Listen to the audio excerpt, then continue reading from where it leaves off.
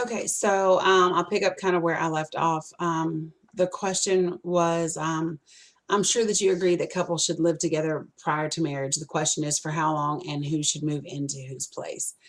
And this prompted a little a discussion, as I was saying before, between me and another individual because they felt like a person as realistic as me had to automatically think that living together before marriage should be a necessity. And I said, that I didn't really necessarily agree. And I was asked, so you would marry someone that you've never lived with? And I said, well, it would depend upon the man and it would depend upon the relationship, but yes. And the reason why I say that is real simple. I know people that have lived together before getting married, got married, and it still went all to hell and they ended up divorced. And then I've met people who've never spent a day under the same roof and have been married 30 years.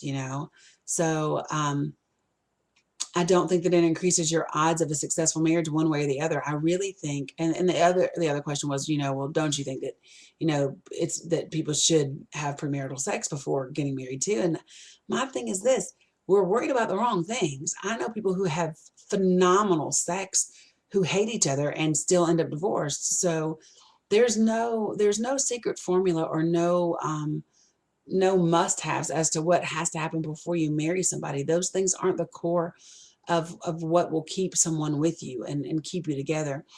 Um, I mean, living with somebody, if you don't like the way he or she cleans house, hire a damn maid. If you don't like the way the grass is cut, get somebody to mow the lawn, because I promise you that those things, those are not the reasons people leave each other. Those are not what breaks up a marriage. Because when you love someone, you can deal with the little bitty things. The crucial things are what matter. So I think all of this discussion about, this, all this needs to happen before you marry somebody. We're just trying to find a shortcut or a simple solution. And I think the reality is that there's no easy solution to what makes a marriage work. And there is no right or wrong to it.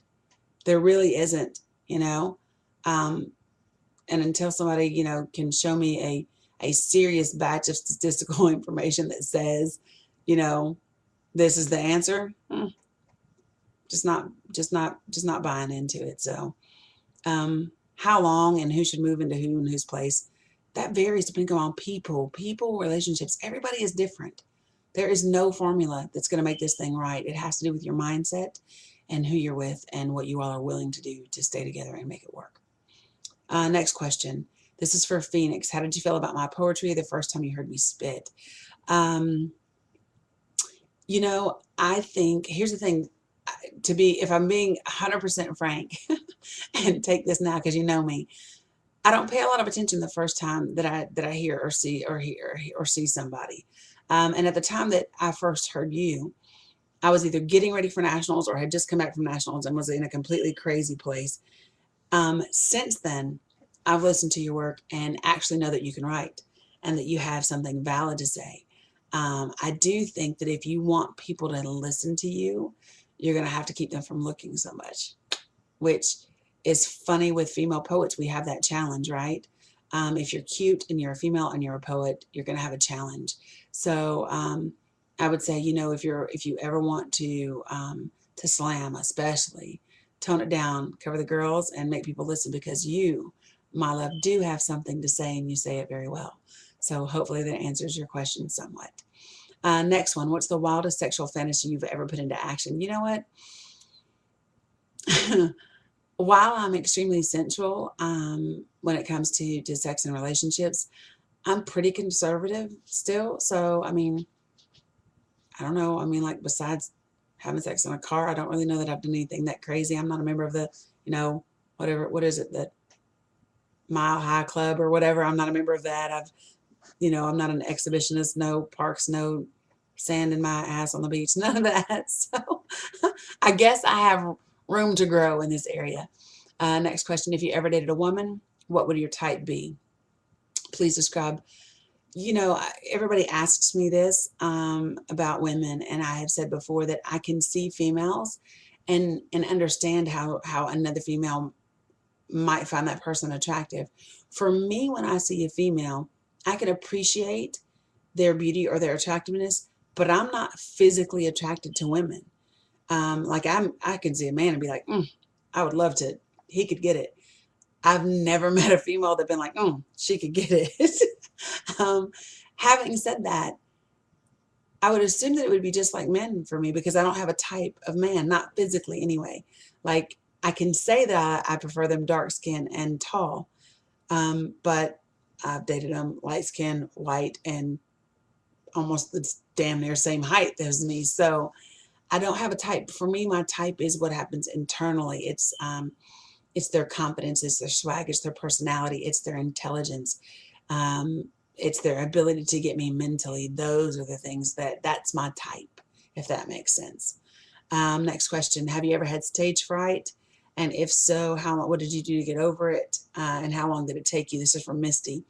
No, I've never had stage fright. I've been nervous, had the whole heart pounding, hand shaking, holding the paper kind of moment. And that was pretty much early in the meeting. I still get it sometimes at certain venues, or if there are certain artists or people in the room that I respect a whole lot that I hope get what I'm about to do. I still get that kind of anxiousness, but never stage fright. So I don't know how to tell you how to overcome that. The next question: does a woman really want to be loved, or does she just like the idea of being loved? And this is anonymous. Absolutely, a woman really wants to be loved. I think everybody really wants to be loved. I do think women are in love with the idea of being loved too, because we've been sold that dream since we were little girls. But validly so, because I think every human being desires to really and truly be loved and adored by someone else. So I do think that we live in a day and time and an age where it's more and more difficult to put yourself in a position to let that happen. But absolutely, sorry, I'm looking for another question. But yeah, I do think that it's legitimate that we do all want to be loved. Next question. What do you want to know about me? Because I'm always asking you questions. This is from TJ, my videographer. And I know a lot about you. Even though you're always asking me things, I listen and I watch you. And the one thing that I would want to know to you is you and I had a conversation fairly early on after we first started working together. And I indicated to you that I thought you might be in a little bit of trouble. And you know what I'm talking about. And so the question that I would ask you now is, where are you in that situation? Are you better? Are you happy? Are you content? Are you situated with that area? And if not, what are you going to do about it? So I would want to know that. Next question. Do all the men trying to get with Dani sometimes influence your poetry? Why or why not? And this is from Todd. First of all, there are no all the men. This is such a wide misconception. If you call someone sending me a Facebook message or sending me a chat trying to get at me, okay, I don't. I think that if you're really trying to get at me, I need serious effort, because if not, I just don't take it seriously.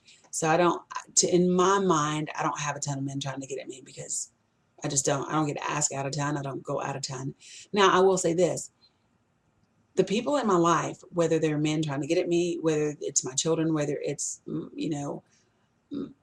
whoever is in my life, always influences my poetry, because I write my life. So if you're in my life, then you influence what I'm saying and doing. So, yeah. The next is a series of 4 questions that came at the end from, and I hope I'm not saying your name brutally wrong, but it's Alahi Aaron. And 1, 2, 3, 4 it says, are you happy? If not, why? If you're not happy, what would make you happy or happier? And 3, where are you at this point in your life? I'm not sure what that means. And 4, why do you write? Am I happy? People have asked me this question before. Are you happy, or what does it take to make you happy? I think in order to answer this question, you have to know what happiness feels like for an extended period of time. And I don't mean moments of pleasure or moments of happiness, because everybody experiences those. But a state of bliss has not been something that I've obtained for an extended period of time. So I don't really know what classifies as quote unquote happy. I'm a person who's hardly ever satisfied or content. So I don't know if that means I'm never happy. I don't really know what that means. I would say that I'm okay with where I'm at in my life right now, you know. Um, there's no easy answer for what would make me happy or happier. I used to think it was, you know, if I could be a full-time artist and do what I love, would that make me happier? I'm sure it would. But there are also things that have to be in place in order for that to happen because I'm a mom and I provide for my children. And so I don't really know. There's no real easy answer for that question. Where am I at this point in my life? I'm good. I don't really know that. I don't know what that, I don't, that's such a broad question. I don't know what you want me to say. Uh, I'm, I'm single. I'm a mom. Have a good job. I'm good. Why do I write? Um, to keep my sanity, to be able to breathe, and to not need bail money. There you go. That's why I write. So guys, I think we came right in at 21 questions. It's been real. It's been fun. And we're done. And I will see you all again next month. Never the same time or the same place, but just know that we'll do it again. In the meantime, hit me up on my Twitter, Dani the Poet. My public Facebook page, which is Dani Cook, Poet, and Author. And then, of course, y'all know all the governments. Tara, Dani, Kitchens, Cook, whatever. Hit me up, and we'll do it again. See you.